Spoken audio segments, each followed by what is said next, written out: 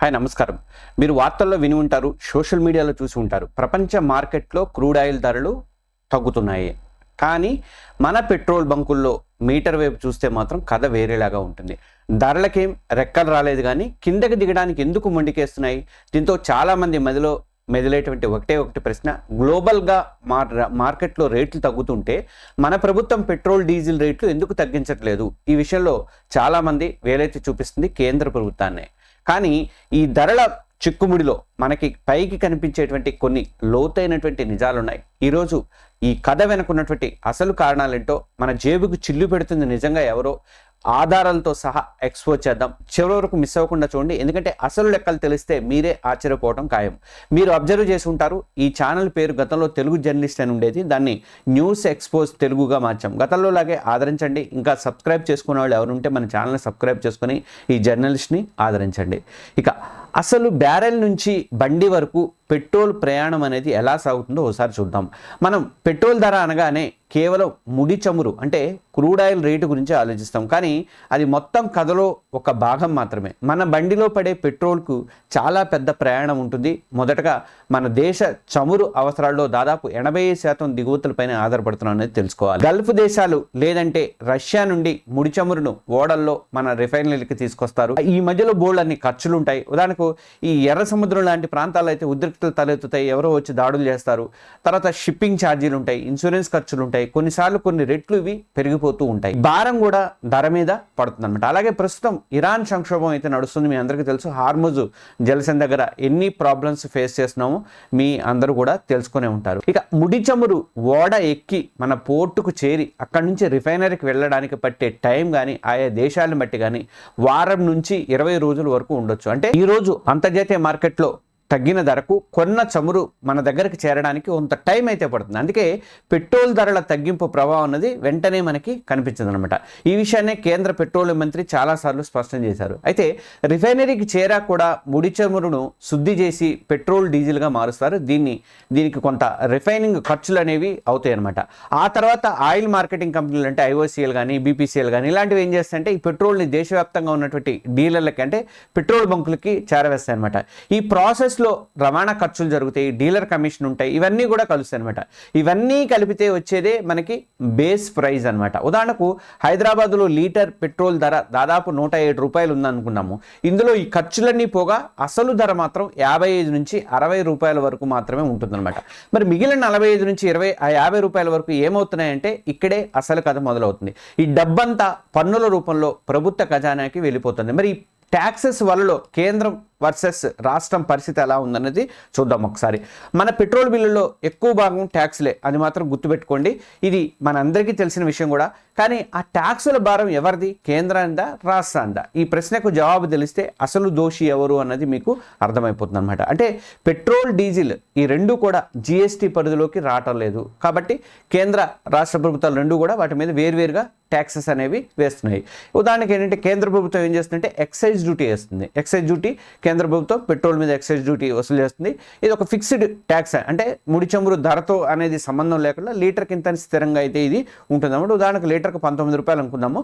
ఈ మొత్తం ఒక్కోసారి మారుతూ కూడా ఉండొచ్చు అనమాట. అయితే ముడి చమురు ధర పెరిగినా తగ్గినా ఈ ట్యాక్స్లో అయితే మార్పు అనేది ఉండదన్నమాట. గతంలో నవంబర్ 2021 తర్వాత మే 2022లో ముడి చమురు ధరలు ఆకాశానికి అంటినప్పుడు కేంద్రం ఈ ఎక్సైజ్ డ్యూటీని కొంత తగ్గించి జనం మీద భారం పడకుండా కొంత కాపాడగలిగింది. అయితే ఇక్కడ రాష్ట్ర ప్రభుత్వ ట్యాక్స్ ఉంది, అది వ్యాట్ అంటారు. ఇక్కడే అసలైనటువంటి ట్విస్ట్ అనేది ఉందన్నమాట. అంటే రాష్ట్ర ప్రభుత్వాలు ఏం చేస్తాయంటే పెట్రోల్ మీద వాల్యూ యాడెడ్ ట్యాక్స్ లేదంటే వ్యాట్ని విధిస్తాయన్నమాట. ఇది కేంద్రం విధించేటువంటి ట్యాక్స్ లాగా ఫిక్స్డ్గా ఉండదన్నమాట. ఇది 1% అంటే పర్సంటేజ్ ఆధారిత పన్ను అంటారు దీన్ని. అంటే పెట్రోల్ బేస్ ప్రైస్పై ఒక నిర్దిష్ట శాతాన్ని ట్యాక్స్గా వేస్తాను అనమాట. ఉదాహరణకు తెలంగాణలో చూసుకుంటే పెట్రోల్ మీద వ్యాట్ ఉదాహరణకు 35.2% ఉంది. ఆంధ్రప్రదేశ్కి వచ్చేసరికి ఇది 31% వరకు ఉంది. ఈ శాతాలు బట్టి ఆ రాష్ట్ర బడ్జెట్లు బట్టి మారే అవకాశాలు కూడా ఉంటాయి. ఒక్కోసారి శాతాలు మారే ఛాన్సెస్ కూడా ఉంటాయి అనమాట. ఈ శాతం ఆధారిత ట్యాక్స్ ఏమవుతుందంటే ముడి చమురు ధర పెరిగినప్పుడు పెట్రోల్ బేస్ ప్రైస్ అనేది పెరుగుతుంది అనమాట. దాంతోపాటే రాష్ట్ర ప్రభుత్వానికి వచ్చేటువంటి